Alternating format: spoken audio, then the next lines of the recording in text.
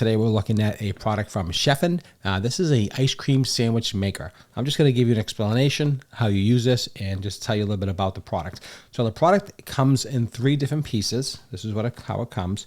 You get the top part of the ice cream sandwich, you get the bottom part, and then you get the actual mold itself. And this is a spatula. So what you want to do is make a cake batter. That's how you want to do.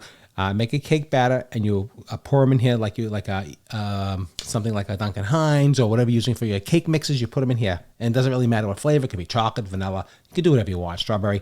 And you put the cake mixes in here, and you just kind of push them into the mold, okay? And you push them into the mold both sides, just like you see here, okay? You put them in here, and you put them in, and these go in the oven. You cook them in the oven, however long it takes with the instructions. This is all oven safe and freezer safe.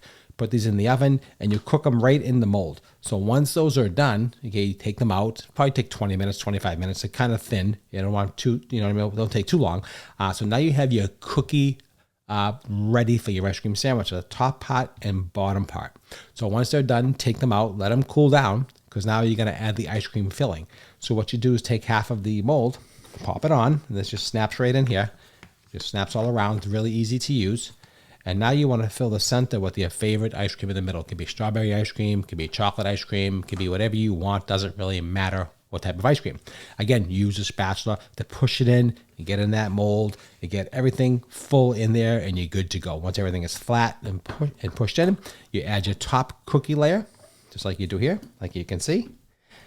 Put this in the freezer for about 35-40 minutes roughly, and pop it out, and you have homemade ice cream sandwiches you did yourself with you and the kids, or just you. It doesn't really matter. And this is a Chef'n product, so definitely nice. Again, dishwasher safe, oven safe.